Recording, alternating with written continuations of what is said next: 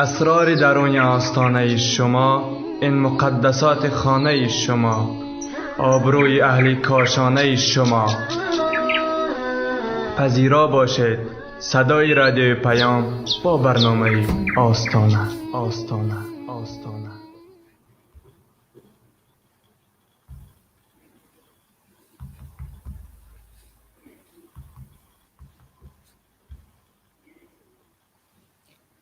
بسم الله الرحمن الرحیم. السلام علیکم و رحمت الله و برکاته. شنوندگان عزیز برنامه آستانه، امروز باز در روز جمعه مبارک با هم در این برنامه عائله‌داری و احکام خانواده مسلمان صحبت میکنیم. چطوری که میدانید یکی از مسئله های مهم در زندگی هر یک نفر ما این پنهان داشتن اسرار می باشد و یا گفتن اسرار به یک نفر به مقصدی از او مصلحت گرفتن، سپس ندامت و سرسانی. برای همین امروز خواستیم درباره شخصانی که اهل راز دل نیستند با شمایان عزیزان صحبت کنیم. چطوری که میدانید هر یک نفر اسرار خود را دارد و زندگی پر از راز و نیاز، پر از اسرارهای نهفته است. نفرانی هستند که اسرار آنها برملا است و همه میدانند و نفرانی هم هستند که اسرار خود را به قبر خود بردند. به هر حال اسرارهایی هست که نگفته نمی شود، اما اسرارهای دیگر هم هست که گفتنش گناه است و نباید گفته شود. پیش از آن که درباره نفرانی که هرگز به آنها نباید سر و اسرار خود را گوییم صحبت کنیم، بیایید یک کم درباره اسرارها و یا اینکه رازهایی که ما باید با خود پنهان داریم و به کسی نگوییم و این چنین رازهایی که بعضاً برای مشورت پرسی و یا مصلحت گرفتن باید گوییم صحبت کنیم. البته که انسان گاهی می شود که راز و یا سر دارد بین خود و بین الله و گاهی می شود که یک چند نفر با هم یک عمل را مرتکب شدند و یا یک کار بینشان شد که این راز است و نباید از آن کسی بداند.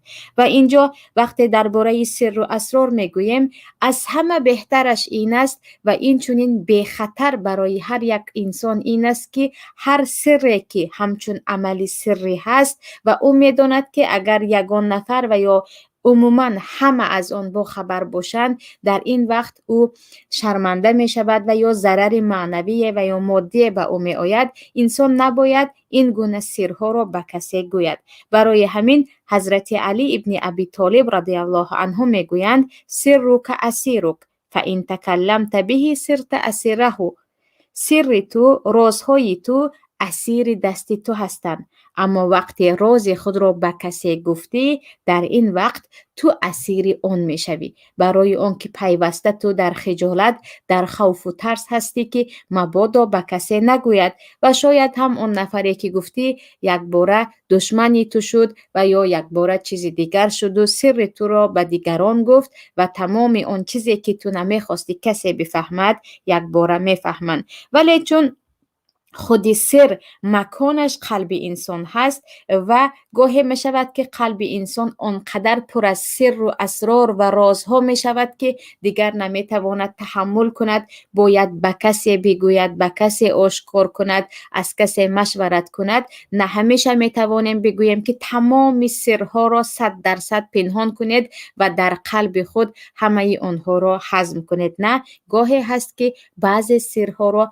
به بعضی نفران باید گفت. اما از سرهایی که انسان نباید به کسی گوید، این گناهی است که او مرتکب شد و به جز او و الله کسی از این گناه باخبر نیست.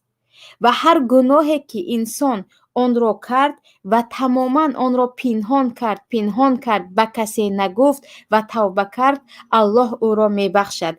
اما گناهایی که انسان می کند و به دیگران باز خبر می دهد، الکی این مجاوره یا خود پهن کردن گناه و هم تکبری و هم خود را به یک نابودی رسانیدن می باشد. برای همین در کتاب صحیح بخاری هم هست، در کتاب صحیح مسلم، دیگر کتاب های سنن هم هست. پیامبر صلی الله علیه و سلم می گویند کل امتی معافا الا المجاهرین و این من المجاهرة ان یعمل الرجل باللیل عملا ثم یصبح وقد ستره الله علیه فیقول یا فلان عملت بارها كذا وكذا وقد بات یستره ربه و یصبح یکشف سره و یصبح یکشف ستر الله عنه.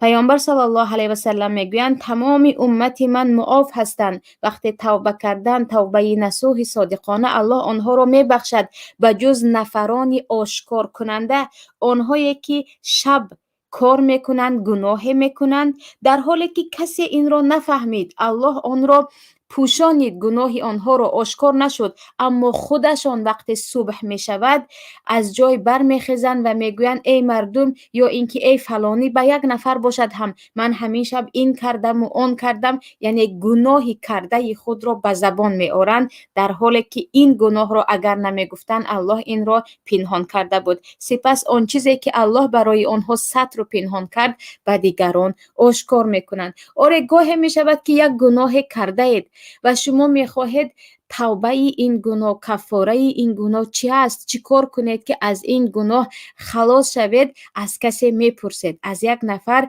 آن هم نفری که حفظ سر شما را می کند و به کسی نمی گوید و به شما یک مصلحت می دهد، لیکن با فخر و یا با تکبر و یا از روی خبرکشی و یا از روی کسی را برای خود شنونده کردن که مرا بشنوند، گناه خود را شرم نکرده گفتن که من فلان کردم و آن کردم، مثل آن که به یگان شرم و حیا بعضی ها از دزدی خود، بعضی ها از کارهای فحش خود، حتی بعضی ها از دشنام های قبیح خود و گناه های خود در حتی به یک نفر نه، در جمع در بین مردم میگویند و میخندند و میفخرند. انا این گونه انسان ها را الله هرگز نمیبخشد که پیامبر صلی الله علیه و سلم میگویند تمام امت من معاف و بخشیده شده هستند مگر نفرانی که مجاهره میکنند، گناه خود را شرم نکرده در بین مردم دادگویان، یا اینکه به یک نفر اون چیزی که الکی تو کردی، توبه کردی،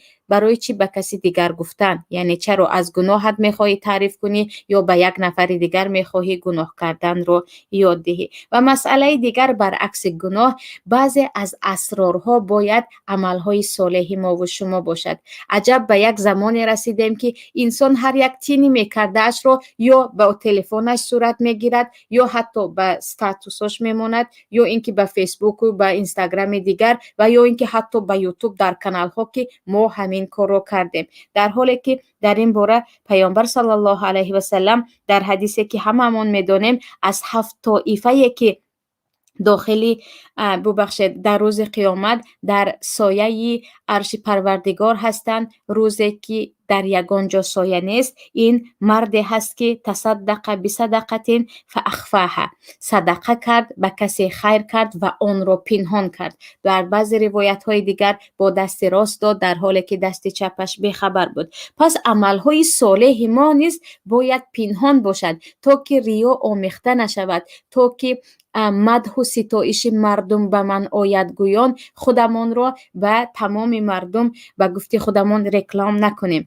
برای همین عملهای صالح خود را هم مثل گناه ها انسان باید پنهان کند، و جز اینکه فقط به خاطر آنکه وقتی یک نفر طعنه میکند که تو هیچ عمل صالحت نیست، برای دفاع از نفس، دفاع از خود، یا اینکه برای آنکه فرزندمان یگان دوستی نزدیکمان از آن عبرت گیرند، و یا شاگردایی که همیشه چشمشون در استاد است عبرت گیرند، اما برای همه آن را رکلام کردن و یا در همه جا صورت گرفتن و عکس ها را در همه جا پهن کردن، اینها بجز ریاکاری چیزی دیگری نیستند. و اینجا عزیزان گفتیم سر و اسرار گناه هست، نباید گفته شود مگر اینکه از کسی میخواهید توبه درباره چگونه از این گناه توبه کردن بپرسید، که حتما باید از نفری که از گناه و از شریعت باخبر است از او پرسید، نه اینکه به یک دوگانه‌ای که از شریعت خبرش نیست، از پدر و مادری که از شریعت بیخبرند و یا از نفران دیگر روید و من همین گناه رو کردم چیکار باید کنم گویان. به همه این سر خود را فاش کنید. و یکی از سرهایی که متاسفانه هم در بین مردها، ولی در بین مردها کو کمتر، در بین زنها خیلی خیلی به یک موضوع گویم داغ و حتی شرم‌آور تبدیل یافته است، این موضوع اسرارها و یا رازهای بین زن و شوهر. برای آنکه یک سر کوچک پیامبر را حفصه دختر عمر رضی الله عنهما اجمعین و حضرت عایشه آن هم صدیقه محبوبه پیامبر خبر دادند، یک سوره کامل تحریمه نازل شد که ای زنهای پیامبر، اسرار پیامبر را حتی بین خود باشد هم آشکار نکنید. عزیزان تصور کنید یک سر کوچک، اون هم کاری که حلال بود. در روایت اینکه پیامبر صلی الله علیه و سلم در خانه زینب عسل میخوردن، وقتی گفتن بوی عسل و یا چیزی دیگر گفتن من آن را نمیخورم. در روایت دیگر وقتی با ماریا که در آن زمان ما کنیز را میتوانیم بگیم همچون همسر حساب میشد، وقتی نزدیکی کرده بودن، حفصه و عایشه رضی الله عنهما بین خود گفته بودن این سر پیامبر را، و یک آیتی کامل نازل شد که ای زنهای پیامبر، اسرار شوهر خود را بین خود خبر کشی نکنید. و اینجا پیش از همه وقتی میگویم اسرار زن و شوهر باید پنهان باشد، اول شده این محرمیت، یعنی کارهایی که فقط بین زن و شوهر است، محرمیت آنها هست، این را به یگان نفر نباید، نه شوهر نه زن از این خبر دهد، و گفتنش حتی گناهی کبیره می باشد. یعنی گفتن اون چیزی که بین زن و شوهر می شود به دیگران خبر دادن، این گناهی کبیره است. و در این باره یک چند حدیث های پیامبر صلی الله علیه و سلم است که پیامبر صلی الله علیه و سلم میگویند از بزرگترین امانت در روز قیامت که اون را فوش کردن، این امانت بین زن و شوهر، یعنی محرمیت یا خود تنهایی بین زن و شوهر است که شوهر این را به دیگران میگوید و یا زن اون را به دیگران میگوید. این چنین در حدیث دیگر هم، حدیث در صحیح مسلم است، در کتاب های دیگر سنن هم هست، پیامبر صلی الله علیه و سلم میگویند بدترین مردم در نزد الله در روز قیامت این مردی است که با همسرش خلوت میکند و آن را به دیگران خبر میدهد. و این چنین البته که زنی که اون چیزی که بین خود و شوهرش شد در مسئله محرمیت به دیگران خبر میدهد. بعضی ها نمیدونم با چی مقصد باشد از این در این موضوع به یگان شرم و حیا به دوگانه خود، علل خصوص این مسئله بین دوگانه ها هست، خبر میدهند، در حالی که گناهی کبیر است. از این میگذاریم به مسئله های خاصی، مثلا صفت های خاصی زن، صفت های خاصی مرد. زن های هستند که بیچاره شوهر آنها هر چی که در خوردن و در نوشیدن و در چی دارن چی ندارن، خواهرشان کیست، خاله‌شان کیست، تقایشان کیست، عمویشان کیست، همه این را زنهایشان رفتند و به دیگران از مادر و از خواهر و از دوگانه و از همسایه و به همه خبر دادند. یعنی مردهایی هستند که همون روزی که زن میگیرن فردایش الکی در دست تمام خاص و عام یک با گفت خودمون کینو میشوند، یعنی یک فیلم میشوند که همه الکی قصه زندگی اون نفر رو میدوند. خواهران عزیز، شوهر شما چگونه که شما امانت هستید، زندگی اون مرد امانت در دست شما است. نباید زن کل زندگی شوهر خودش رو، عیب‌های شوهرش رو، نکته‌های بهترین شوهرش یا گفتیم صفات‌های خوب شوهرش رو، دارایی ندارایی شوهرش رو، عیب‌های مادر شوهرش، خواهر شوهرش، خانواده، همه این رو به دیگران خبر دهد. اون هم دیگرانی که به زندگی شما هیچ رابطه ندارند.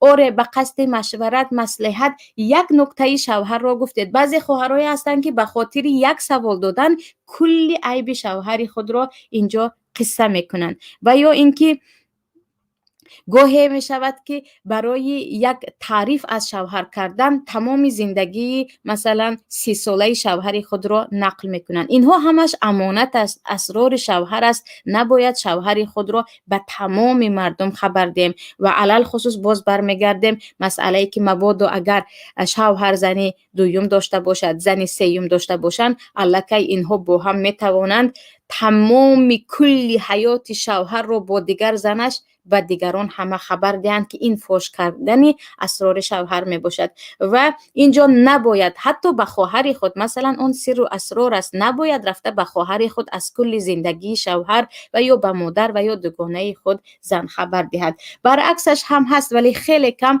البته که مردها زیاد صحبت کردن رو دوست نمی دارن. مردهای هم هستن که البته از بعض مسئله های همسر خود و یا پدر همسر خود، خواهر همسر خود به دیگر دوستان و برادران خود نقل میکنن. البته که این هم مردانگی نیست، این هم از اخلاق اسلامی و از اخلاق پیامبری نیست. نباید در باره های زندگی خصوصی خودمون با جز مشورت پرسیدن از اهلش به دیگران هیچ چیز نقل نکنیم. علل خصوص بیایید کل قصه یا خود ترجمه حال شوهر خود، خواهر شوهر خود، خاله شوهر خود رو به یگان جا نشسته در باره آنها قصه کنیم. و مشکلی ما در این است که وقتی در مهمانی هستیم، علل خصوص زنها، بخشش زیاد و یا در یگان چاره‌بینی، چون یک مسئله نیست که در باره آن صحبت کنیم، یگان موضوعهای مفید در عقل ما نیست، ما شروع میکنیم از نقل کردن. البته اول شده قصه یا خوش‌آمد یا اینکه خواهر شوهر یا اینکه اگر باشد زن دومی شوهر یا نفر دیگر که در رفت صحبت هم مسخره هست، هم در آنجا غیبت هست و البته که هم در آنجا فاش کردن اسرار دیگران می باشد. و البته نکته دیگر هم هست که باید بگویم، این نقشه های خود.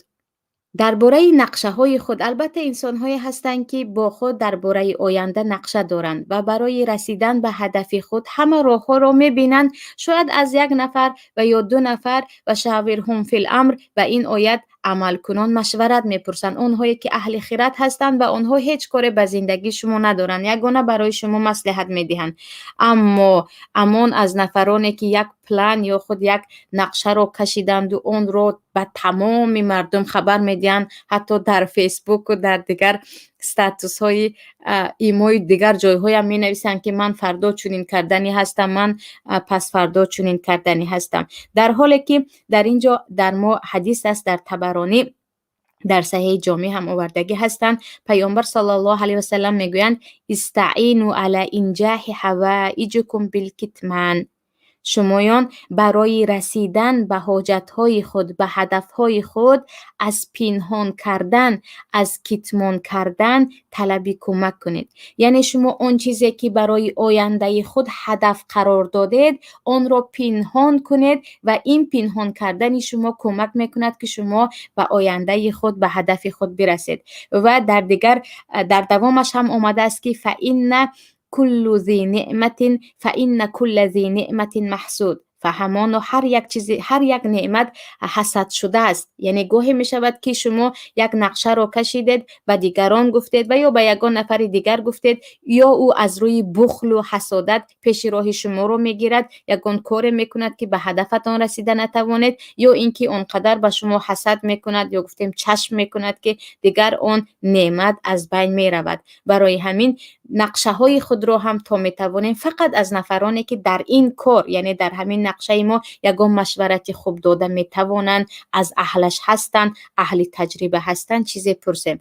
اما اینکه به همه رکلام کردن و به همه گفتن و به همه خبر دادن، خیلی ها هستند که گفتن نقشه شدند و به چیزی رفته نرسیدن. البته اینجا گفتیم این سر و اسرارها هست و سر و اسرارهایی که نباید تا توان نباید گفته شود. اما چه خیلی که میدانیم مکان سر و اسرار این قلب انسان است و در این باره خیلی یک سخنی زیبای عمر ابن عبدالعزیز هست. میگویند قلب انسان همه سرها را جمع میکند و برای داخل شدن به آن قلب تو زبان تو کلیدش است. یعنی وقتی که تو با زبانت به کسی گفتی، الکی او کلید را به قلب و به اسرارهای تو پیدا کرد. او الکی اسرارهای تو را میداند. به آن قلب یا به آن سر تو هم تو کلید داری، هم نفری دیگر. ولی البته که با حکمت اگر قلب پر شود هرگز از آن ملال نمی شود. اما وقتی با سر و رازها خیلی زیاد شد، گاهی می شود که الکی میگوید دیگر قلب من دارد میترکد یا گفته میکفد، حتما باید از این اسرار خودم به کسی گویم. انا در اینجا به کی باید ما سر و اسرار خود را گوییم؟ به کی رازی که در دل داریم گوییم وگرنه میکفیم یا خود میترکیم؟ البته که در این باره عزیزان این را بدانید که گاهی می شود که حتی زنی خانه شما از اهل سر گفتن یا راز گفتن نیست. گاهی هست که شوهر خانه شما از اهل راز نیست. گاهی هست که پدر و مادر زاده شما از اهل راز نیست. دوگانه نزدیک یا دوست نزدیکی که الکی 20 سال و 10 سال و چند سال هر دو رفیق حمیم هستید، همیشه با هم هستید، از اهل راز و از اهل سر نیست. برای همین بدانید که شما وقتی فقط برای قلب خود را خالی کردن میگویید، گاهی می شود که شما برای مشورت پرسیدن میگویید، این مسئله دیگر است. گاهی می شود که برای قلب خود را خالی کردن سرتان را میگویید، برای اینکه الکی پر شدید و دیگر طاقت آن را ندارید. خیلی به شما وزمین است. انا در اینجا ابوالحسن ماوردی در کتاب آداب دین و دنیا میگویند این را بدان که گاهی می شود که علاج نیست که تو سیرت را به کسی نگویی. انا در اینجا حتما باید به کسی بگویی که او صدیق، یعنی دوست نزدیک صادق تو باشد و یا دوست نزدیکی که برابر شنیدن به تو نصیحت دهنده باشد و کسی باشد که او زبانش را داشته میتواند از گفته های تو به دیگر خبرکشی نمی کند. این را بدانید نفرانی هستند که دوست نزدیک ما هستند اما آنها زبان خود را هرگز کنترل کرده نمی توانند. یکی بیخبر، یکی باخبر از چیزی که از شما شنیدن به دیگران میگویند. انا اینجا حتی خونریزی ها می شود به سبب یک سری که یک نفر شنید و به دیگران گفت. عائله ها از هم جدا می شوند، زن و شوهر از هم جدا می شوند، فرزند ها از پدر و مادر رو می گردانند، پدر و مادر گاهی فرزند خود را تماما می رانند به سبب یک سری که به یک نفر همچون امانت دار گفتیم اما او زبانش را داشته نتوانست. برای همین حتما باید انسان با فراست، ببخشید مومن با فراست باشد. مومن شخصی باشد که شناسد که کی از اهل راز و نیاز هست، کی نفرانی هست که وقتی راز و نیاز میکنی اگر به تو مشورتی خوب داده نتواند حداقل سر تو را رفته به کسی خبر نمیدهد. برای همین عزیزان بیایید ببینیم که در اطراف ما کیها هستند. بعضی می شود مثلا شوهر بعد از ازدواج، یعنی بعد از خانه‌داری، شاید از اول شب عروسی بعضی سر و اسرار خود را به زنش میگوید، به عروسک میگوید، عروسکی که اصلا در جای ما 18 19 تا 21 ساله هستند، از اسرارهایی که در جوانی کرده بود، از بعضی احمقی هایی که کرده بود یا از بعضی مشکلی های خیلی خیلی سخت که در خانه اشان شده بود. در حالی که عروسی تو همین شب آمد، تو اون دخترک را نمیشناسی، اخلاقش را نمیشناسی، او کی هست چی هست نمیدونی، چرا در اولین شب به او همه چیز را نقل میکنیم؟ شاید که پس از 2 روز وقتی او به جمعگی می رود همه این رو می رود و به یگان دوگانه اش می گوید، دوگانه دیگر به دیگر. برای همین گفته بودم که بعضی جوانهای هستند که از اول روز تویشون زندگیشون به یک فیلم تبدیل می یابد. همه ای چیزی که درباره آنها هست همه الکی می دونن. برای همین این رو باید حتما هر یک برادر و هر یک خواهری که به زندگی مستقلانه قدم نهادن بدونن که شریک زندگی آنها را در اولین روز، در اولین مثلا روزهای ازدواج الکی محرم اسرار خود نباید قرار دهیم. شاید 1 سال نرفته این زندگی ویران می شود. شاید که پس از این دخترک اصلا از اهل اسرار نیست، پس با طعنه یا اینکه با همین کارهایی که شما کردید به دیگران فوش کردن زندگی شما رو تماما رسوا میکند. البته این معنیش این نیست که شما تماما با چشم شک و شبهه نگاه کنید به عروس خود چیزی نگوید. نه، مقصدی من فقط اسرارهایی هست که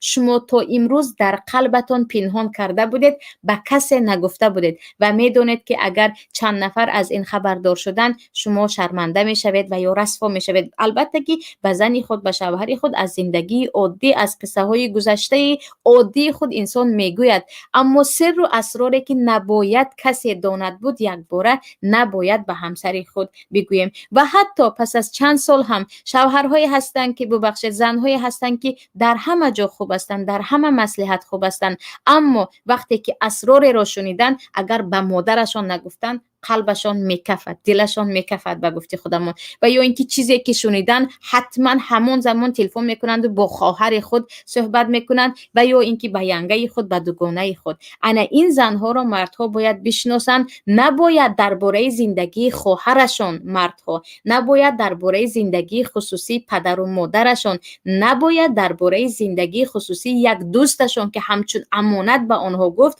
به همسر خود خبر دهند. برای آن که اگر دانستند و این نصیبشان بود که یک همسر امانتدار و تقوادار نصیبشان شد، هر چیزی که میگویند زنشان این را، یعنی همسرشان این را در قلب خود مینهد و به کسی نمیگوید، بهترین است محرم راز شما همسر شماست. اما این گونه زنها باور کنید خیلی کم هستند، خیلی خیلی کم هستند. برای همین البته که زندگی عادی جدا است، اما اسرارهایی که خواهرتان به شما گفت، برادر به شما گفت، پدر و مادر گفت، یک دوستتان همچون دوست در نزد شما زانو زد و گفت که همسر من چنین مشکلی دارد به من مشورت ده، نباید این رو بیایم و به زنی خود گوییم که فلان دوستی من همسرش چنین بوده است یا اینکه خواهرم زندگیش چنین شده است و این هم میرود و به نفر دیگر میگوید. برعکسش هم خواهرانی هستند که کلی زندگی خود را، کلی اسرار پدر و مادر خود، دوگانه خود، حتی برادر و خواهر خود را به شوهر خود میگویند،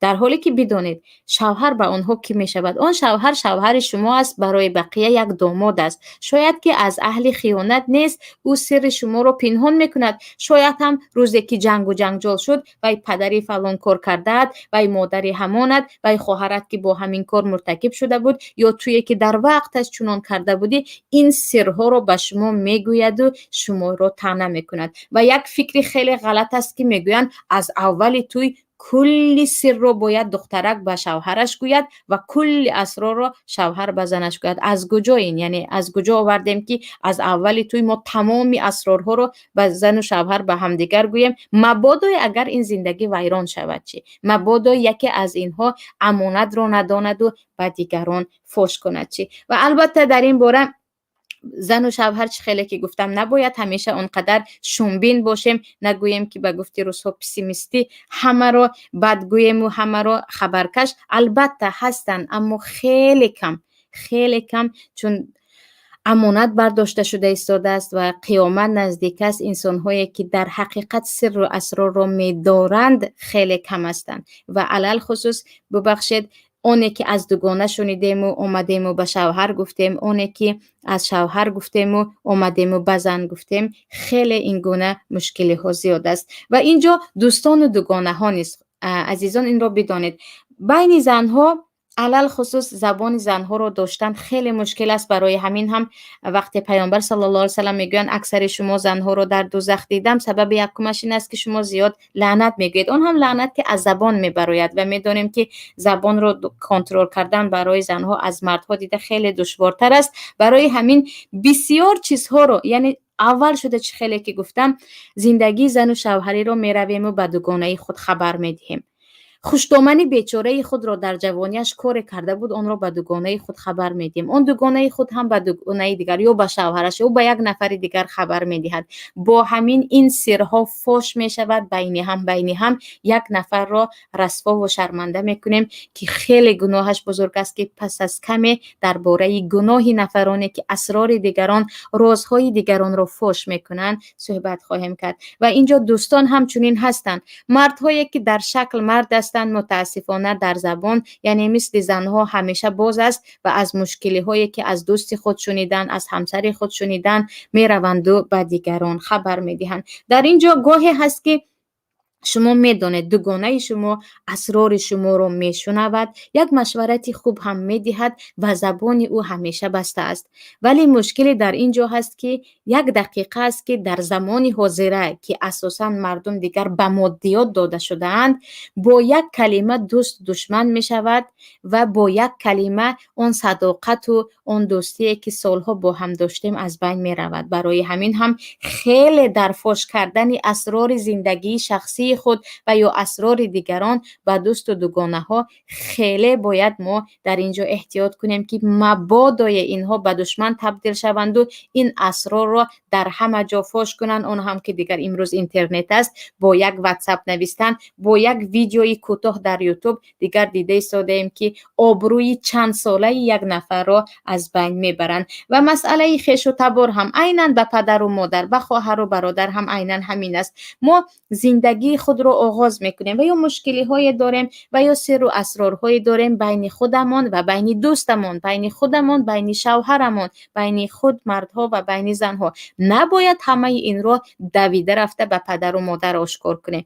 اگر پدر و مادر اهل خیرات هستند، اهل مشورت هستند، اهل سر و اسرار هستند، مسئله دیگر است. اما چگونه که گفتم خیلی این گونه انسان ها الان کم پیدا می شود. برای همین نفرانی هستند که سبحان الله زنها می روند و کل اسرار شوهر و خانواده شوهر رو به پدر و مادر خود میگویند. مردهایی هستند که کل اسرار زن و خانواده زن رو به پدر و مادر خود میگویند. این پدر و مادر هم خواهر و دوگانه و همراز خود را دارند، یعنی هر یک نفر همین گونه همراز یا خود محرمی سر خود را دارد، دیگر به همه جا فاش می شود. برای همین هر یکی ما اول شده سرمون رو باید داریم، دوم شده به کسی گوییم که در حقیقت ما 100% می دانیم که اهل امانت است. و این رو بدانید که نه همیشه شوهر، نه همیشه زن، نه همیشه پدر و مادر، نه همیشه خواهر و برادر، نه همیشه دوست نزدیک جانی ما اینها اهل سر هستند. آنهایی که اسرار را داشته نمیتوانند خیلی الان زیاد شده ایستادند. برای همین ابوالحسن ماوردی میگویند این را بدانید که پول را همچون امانت داشتن آسان است، اما سر و اسرار و راز دیگران را همچون امانت داشتن خیلی دشوار است. برای آنکه انسان گاه زبان خود را هرگز کنترل کرده نمیتواند، در حالت غضب، در حالت چیزی دیگر یک باره گفته میرود، اما پول را به هر حال به چند کلید را گم کردن دیگر ما میتوانیم آن را پنهان کنیم. برای همین وقتی پولتون را به یک چند نفر امانت میدهید قلبتون آرام هست، اما وقتی راز و اسرارتون را به کسی میگویید این را بدانید که شاید یک روز این خیلی فاش شود و به دیگران بگوید. و البته که درباره سر دیگران رو داشتن که این گونه انسان ها خیلی کم هستند. البته اینها مؤمنان حقیقی هستند. در سوره مؤمنون هم آمدگی هست والذین هم لاماناتهم و عهدهم راعون. والذین هم لاماناتهم، همین امانت، این هم امانت پول و مال است، هم امانت سخنهای دیگران.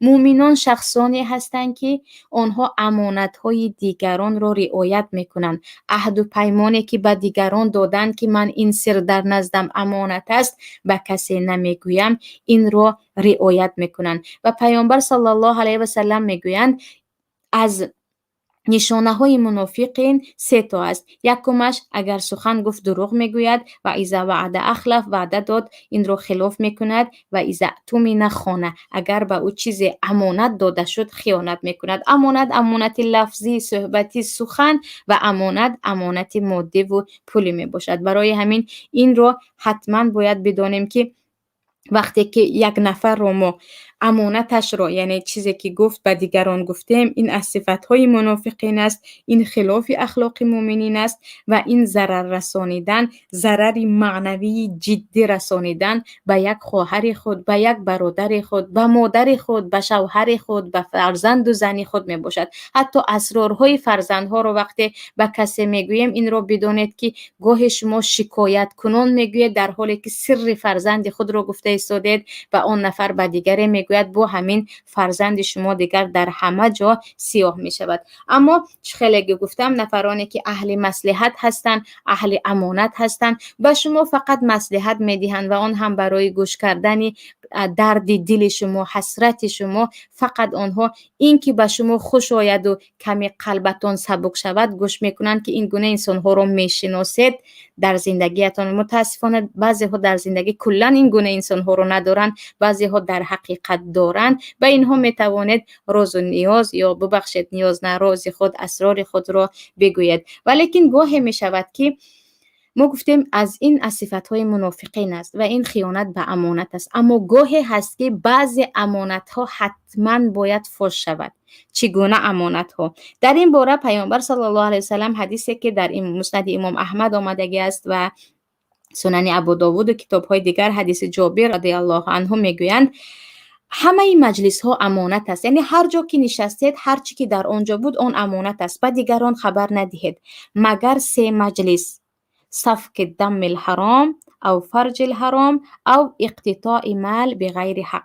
مگر اینکه در یک جا نشستید، یک نفر به شما گفت امانت است اما من میروم و فلانی رو امروز میکشم، یا میروم و به فلانی چنان و چنان ضرر میرسانم، در حالی که این حرام است، یعنی با ظلم. یک نفر به شما گفت که این امانت در بین خودمان، من همین گناه ها رو میکنم، یعنی بالای یک نفر همین ظلم ها رو میکنم. حتما اینجا به آن نفر شما خبر دهید تا اینکه خونریزی نشود، تا اینکه از ظلم و ناحقی یک نفر ضرر نبیند. یا اینکه یک نفر گفت که من با خواهر فلانی در رابطه هستم، یا با دختر فلانی در رابطه هستم، یا اینکه من دارم دختر و یا خواهر فلانی و یا نعوذ بالله در سال حاضر همسر فلانی رو چرخ میزنانم و با اون در واتساپ صحبت میکنم. حتما باید به اولیای اون دخترک خبر دهید که احتیاط باشید، یک خائنی هست، یک دزد ناموسی هست که به خواهر شما و یا به دختر شما دارد چشمی بد نگاه میکند. و این چنین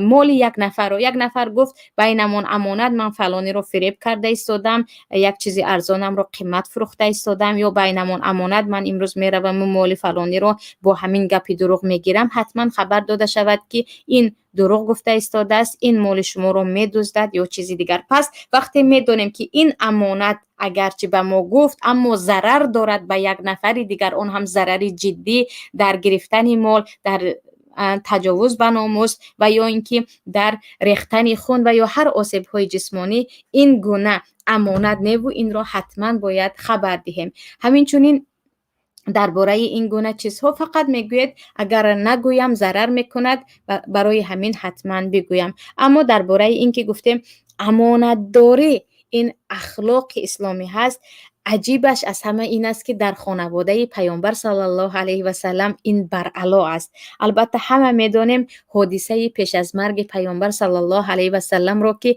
حضرت فاطمه دخترکی گل خود را به نزد خود جیغ میزنند و چیزی را به گوش فاطمه میگویند که فاطمه خیلی خیلی گریه میکنند. پس از اون چیزی دیگری را میگویند به گوششون، به گوش دخترشون. این همچون سر بود که فاطمه خنده میکنند. وقتی حضرت عایشه از این میپرسند که فاطمه الان به تو پدرت چی گفت، حضرت فاطمه میگویند والله تا همین روز من سر پدرم را به کسی نگفته بودم، الان هم نمیگویم. داشتن اسرار در زندگی حضرت فاطمه دختر محمد صلی الله علیه و سلم که میگوید نه من این سر بود به تو نمیگویم به کسی هم نمیگویم، در حالی که فاطمه خودشون خیلی خوب میدونستن که حضرت عایشه همسر پیامبر محبوبه پیامبر بودن. اما پس از مرگ پیامبر وقتی حضرت عایشه باز میگویند که چی گفته بود آن رو بگو که الکی پیامبر مردن، اسرارهای هم رفت، بعضی اسرارها پس از مرگ دیگر اسرار نمیموند. حضرت فاطمه میگویند وقتی من گریه کردم او گفته بود که من با همین بیماری دیگر میروم، به من امیدی نیست. وقتی خنده کردم این آن بود که پس از من اولین نفری که از نزدیکان من به من میپیوندد این تو هستی دخترم. برای همین اینجا این اسرار رو خودی حضرت فاطمه پنهان کردن. و در این باره قصه حضرت انس هم هست که حضرت انس را پیامبر صلی الله علیه و سلم باره به نزد مادرشان ام سلیم میفرستند و وقتی ام سلیم ببخشید حضرت انس وقتی به پیامبر صلی الله علیه و سلم در خانه پیامبر بودند، گاهی بود که از خانه پیامبر برای چیزی می رفتن و باره به کوچه می برایند و مادرشان را می بینند و مادرشان می گویند که کجا رفته ایستاده ای؟ می گویند مرا پیامبر به چیزی فرستادند. مادرشان ام سلیم می گویند به چی چیز فرستادند؟ خود انس میگن این سر پیامبر است، من به شما نمیگم. یعنی انس همگی 8 ساله بودن، به یک کودک پیامبر آنچنان یاد داده بودن، تعلیم داده بودن حفظ سر و اسرار رو که انس میگوین من به تو اگرچه مادرم هستی سر پیامبر است نمیگویم. در این وقت خودی ام سلیم هم که خیلی مربیه فاضله بودن میگویند لا در تو هم به کسی نگو، اگر پیامبر به تو همچون سر گفته باشد پسرم به کسی نگو. برعکس مادرانی که پدرت بابی بیاد چی گفت به من خبر ده، معلمه چیکار میکند، یعنی چیزهایی که سری هست به من خبر ده و فرزند خود رو حتی میزنند و مجبور میکنند که الان به من آن سر رو خبر ده. این بود عزیزان برنامه امروزه درباره شخصانی که اهل راز دل نیستند و متاسفانه خیلی این گونه شخصان زیادن، خیلی زیادن در اطراف ما، در خانواده‌مون هم زیادن. بیایید خیلی به همین موضوع اهمیت دهیم برای آن که خونها از دست فاش شدن رازها میریزد، آبروها میرود، انسان تماما در نزد مردم، در نزد جامعه، حتی در نزد عائله خود قدر و قیمتش را تماما از دست میدهد. نباید هر مرد و نامرد، هر نفری که امانت چیست، راز چیست، سر چیست، یک نفر رو دلش رو شکستن، شرمنده کردن، آبرویش رو بردن چیست، این گونه نفران هرگز نباید از اسرار ما، آن هم اسرارهایی که نهانی است و کسی نمیخوایم بگوییم، با خبر باشد. الان باشد برمیگردیم به سوال ها و عزیزان هر سوالی که در اینجا رابطه به موضوع و یا موضوع های اولیوی است جواب میدهیم. سوال هایی که خصوصی هستند یا اینکه یگان به گفت خودمون فتنه انگیزی دارند به آن جواب نمیدهم اگرچه خوانده گذرم هم. سوال: اگر سر دلم رو نگویم میکفم، در دل گپ داشتن نمیتوانم، چی کار کنم؟ البته من گفتم که آره، یعنی قلب انسان پر از سر و پر از سر، پر از راز شده نمیتواند، خواه نخواه دیگر میترکد، میکفد. در اینجا نفری رو پیدا کنید که او به شما مشورت خوب میدهد، مشورت ندهد هم سرتان را به کسی آشکار نمی کند. اما گفتید متاسفانه من چنین نفر ندارم، در این وقت تمام راز و نیاز خود را به الله گوید، اسرارهای خود را به الله گوید. بدانید که هرگز او، یعنی الله هرگز از راز و نیاز بنده اش به ملال نمی آید و حتی برای شما در کشایش قلبتان یک باره فکرتان دیگر شدن، یک باره کشاد شدن دلتان به شما این عملتان، یعنی راز و نیاز تنها به تنها به الله کمک میکند. سوال دیگر: من به یک خواهر درد دل میکردم، سرهای خود را میگفتم، باوری داشتم که به کسی نمیگوید، اما رسوایم کرد. من با این نفر چگونه مناسبت کنم؟ پیش از همه این نفر دیگر خائن است، هرگز نباید با این نفر، هرگز نباید با این نفر از این به پس همچون یک امانتدار، همچون یک خواهر، همچون محرم رازهای خود مناسبت کنید. اما قهری نشوید، برای اینکه قهرگی در اسلام حرام است، از سر و زیاد هرگز جایز نیست. یگانه معاملاتون را با این یعنی کم کنید و حتما باید به نفران دیگری که با این نفر راز و نیاز میکنند و میگویند خبر دهید که با او راز و نیاز نکنید. این انسان از انسان‌هایی هست که شما را یک روز رسوا میکند. ولیکن این گونه انسان‌ها را میتوانید جزا دهید و جزاء سیئة سیئة مثلها، ولیکن البته که اگر بخشیدید و عفو کردید این بهتر است. لیکن با این نفر انسان ها از این به پس شاید یک حکمتی بود، یک درسی بود که شما احتیاطانه کار میکنید. چگونه که گفتم نه همه دوگانه های جانی ما، نه همه دوستان نزدیکی ما از اهل سر و اسرار هستند. هیچ نباشد رفته به شوهرشون میگویند، شوهرشون به دوست جانی خود، اون دوست جانی خود به نفر دیگر، با همین زبان به زبان به دیگران میرسد.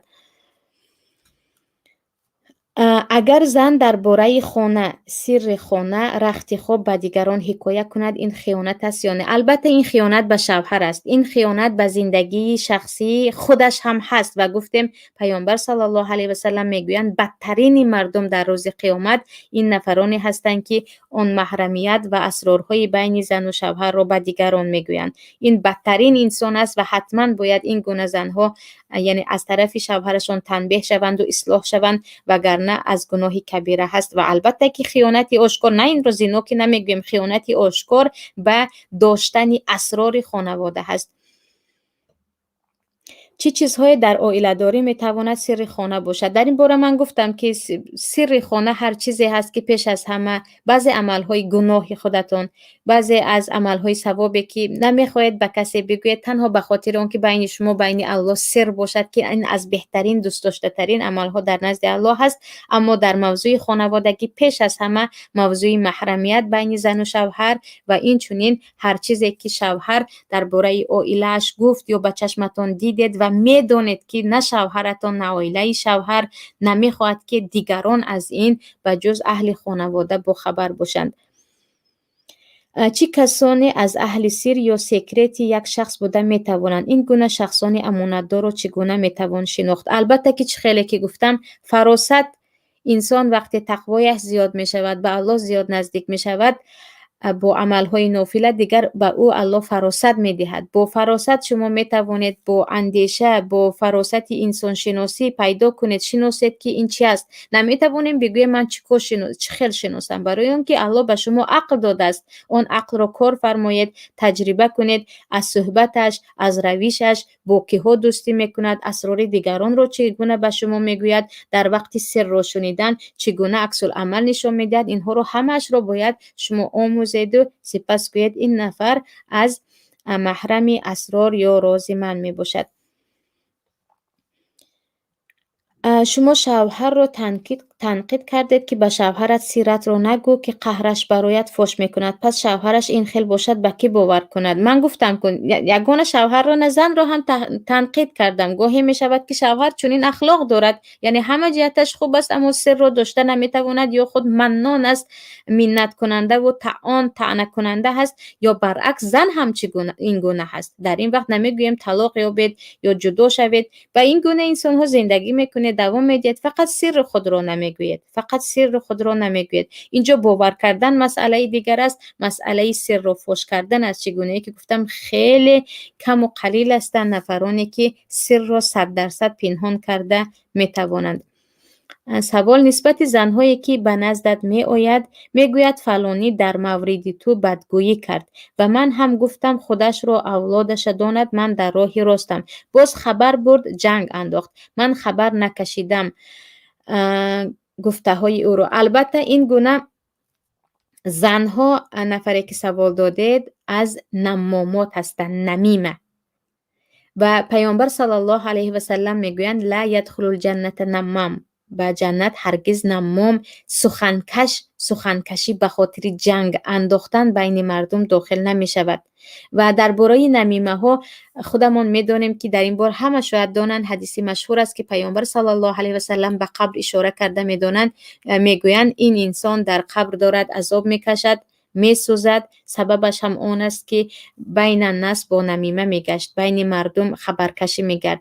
اول شده این گونه زنها رو به حیات خود راه ندهید، یعنی نگذارید در حیات شما اشتراک کند، اون هم در آمده بر آمده زندگی شما رو، فقط سلام علیکتون باشد. همین. دوم، باید به دیگران، نفرانی که خبرکشی میکند، حتما شناسید که همین انسان الان فقط مقصدش جنگ انداختن، نمیمگی بین ما و شما هست. اینجا خبرکشی نکردم، نه، حتما باید این گونه انسان ها رو فحش کرد تا که مردم چهره زشتشون رو بدانن. از این گونه انسان هایی که ҳадафашон ҷангандозӣ байни мардум аст. алал хусус оилаҳо, арӯс бо масалан бо хуштоманаш, арӯс бо нафари дигар, зану шавҳар, хоҳару бародар, инҳоро мардум шиносанду ба инҳо ҳаргиз эътимод ва ё бовар накунанд. нафари дигар, шумо хеле зиёд гап зада истодаанд. ба фикрам ягон гапашон ягон далел надорад, барои ҳамин намехонам. шумо хайри кардагиро, реклама карданашро мазаммат кардед. магар ин ибрат барои дигарон намешавад? магар ин таблиғи хайр кардан буда наметавонад? албатта ки ман гуфтам ки агар барои ибрат барои дигарон бошад, масъала дигар аст. ва ё ин ки барои ин ки шумо ба дигарон фаҳмонед ки агар ҳама масалан гӯянд фалони хеле сарватманд аст, аммо хасис аст, бигӯед ки ман аз аҳли масалан бухлу хасисӣ нестам. лекин имрӯза таблиғҳо аксарияташон, аллоҳ боз худаш аз қалбҳо огоҳ аст, барои он аст ки инсон пеш аз ҳама мадҳу ситоиш мехоҳад. яъне ин намешавад ки шумо сурат гиред, хар шумо хайр кардед, шумо метавонед масалан хайри кардаатонро байни фақат дӯстони худатон гӯед, дӯстони нафароне ки мегӯед барои онҳо ибрат шавад, на ин ки барои кулли мардум. ва аз ҳама бадтараш ҳамон бечора нафаре ки аз дасти мо хайр гирифт, сурати онро ҳам мемонанд ки баробари ин ки хайри маро шиносанд, бояд бечорагии ӯро мардум шиносанд. яъне ҳатто чеҳраашро пинҳон намекунанд, адресашро гуфтед, кӯдаконро пинҳон намекунанд. шумо гумон мекунед он кӯдакҳо вақте бузург мешаванд шарм намекунанд? яъне барои баъзе нафарон номусу ғурур болотар аз пулу аз чизҳои дигар аст. агар аксарияти нафароне ки имрӯз хайр мекунанд, баробари хайр кардан, баробари ин ки масалан ба касе кӯмак карда истодан, ҳазору як сурату акс ба тамоми ҷойҳо паҳн мекунанд, баробари ин акси нафари бечорае ки аз он хайр истифода карда истодааст. ба ҳар ҳоле ки ҳам бошад, фақат дар нуктаи охирин шояд дигарон ибрат гиранд гӯем, шояд, лекин аксарияти ҳолатҳо инро бидонед ки дар замони ҳозира, дар ҳамин рафти ҳозираи масалан интернет, аксарияташ фақат ба хотири риё ва ҷамъ кардани лайк ва ҷамъ кардани нафарони дигаре ки биёед бо ҳам дар ин ҷо якто шавем. вагарна мешавад ки хайрро ба ҳар ҳоле масалан аз дигар роҳ ба дигарон ҳамчун ибрат нишон дод, на аз роҳи ин ки сурати худамро, сурати он нафарро ва инчунин адреси он нафарро, кӯдакони он нафарро, дуои яксоатии он нафарро ба ҳама ҷо паҳн кунам. ҳоло ман барномаи шуморо аз радиои Паём гӯш карда истодам. агар чунин барномаҳо дар радио зиёд мешуд, хеле хуб мешуд. чанд вақти охир радиои Паёмро гӯш мекунам, барномаҳои динияш хеле кам аст, аксар сиёсию мусиқӣ. дар ин бора метавонед бо нафарони масъули радиои Паём суҳбат кунед, барои ин ки ман фақат як-ду барномаи динӣ ё худ барномаҳои муҳими оилавиву дигар иқтисодӣ дорам.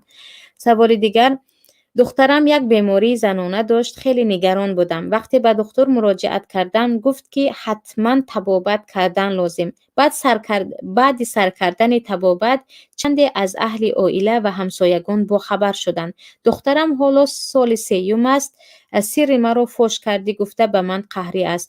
оё ман хато кардам? инҷо ин беморӣ аст ва баъзе аз бемориҳоро намешавад ки аз мардум пинҳон кард. яъне хоҳ нохоҳ хешу табор ки алал хусус дар мо ҳамсояҳо ҳар рӯз дар омада мебароянд бохабар шаванд.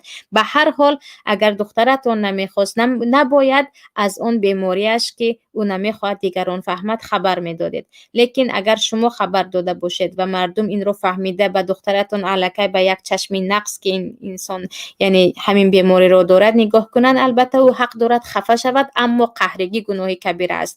хоҳаре ки духтари ҳамин саволкунанда ҳастед, инро бидонед ки оқ шудан, ягона ман туро оқ кардам, не ранҷонидани падару модар аст ва қаҳригӣ ба як хоҳару бародари мусалмони оддии тамоман ба шумо хешу табор набуда ҳаром аст.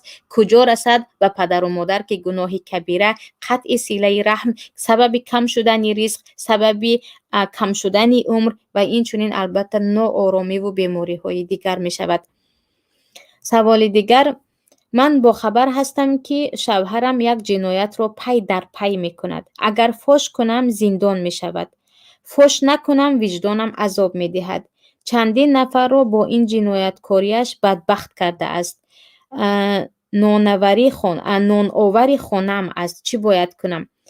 نفری که این سوال رو دادید شاید که شوهرتون رو فقط با مثلا حبس کردن و زندان کردن نه، با راه دیگر می شود اصلاحش کرد. با یک نفر، پدرش، برادرش، دوستش، یک نفری که شما می دانید که مصلحت او رو می گیرد. اما این رو بدانید که اگر جنایت او خیلی از جنایت های به دیگران ضرر جدی رساننده است، در این وقت فقط خودتون نانی او می آورده رو نباید فکر کنید. در این وقت برای جامعه یا خود برای اینکه یک انسانی فساد از بین رود، حتما باید از این جنایتش خبر دهید و این رو بدانید که و من یتق الله یجعل له مخرجا و یرزقه من حیث لا یحتسب. هر کسی که تقوا کرد الله برای او گشایش میدهد و از جایی که فکر نمیکرد رزق میدهد.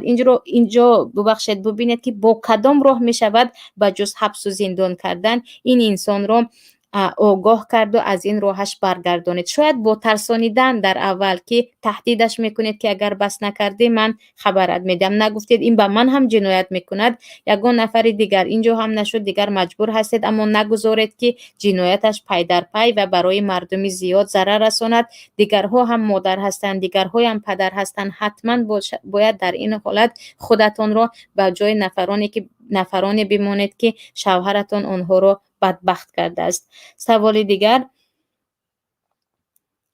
ماجرایی که زن رو می سازد و از دوگانه و معرکه ها کناره جوی می کند، چون که مجلس زن ها سر تا پا غیبت و منت و خود تعریف کنی است و می گویند که تو کتگی می کنی، گناه نیست اگر در راه شریعت باشی. راستیگه من آخرین سوال رو نفهمیدم، سوال است یا فقط میخواهند آگاه کنند که همین خیلی مجلس های زنانه هست. به هر حال سوال رو راستیگه نفهمیدم، مبادا خطا جواب ندهم. این بود عزیزان در برنامه آستانه، موضوعی که درباره عموما راز، سر و کیها گوییم، چیکار کنیم و نکنیم با هم صحبت کردیم و اینجا حتما عزیزان باید بدانید که سرهایی هست که به کسی نگفتید هم قلبتان نمیکفد، یعنی در کنج قلب شما ایستاده است و با اون هیچ ضرری نه به خودتان نه به دیگران است. این گونه سرها رو علل خصوص یگان گناهی باشد که یک وقت کردید و توبه کردید، یگان عملی ثوابی هست که کردید و از اون خوشحال هستید، تا که ریا به اون آمیخته نشود بهترش نگویید. اما سرهایی هست که شما باید بگویید تا که راه نجات را یابید، برای آن که این سر خطری پی در پی یا خطری آینده دارد. انا در همین وقت برای خود نفری را پیدا کنید که او اگر مشورت داده تواند که این نورون علی نور است برای شما، هم سرتون را شنید هم مشورت داد، شما را نجات داد.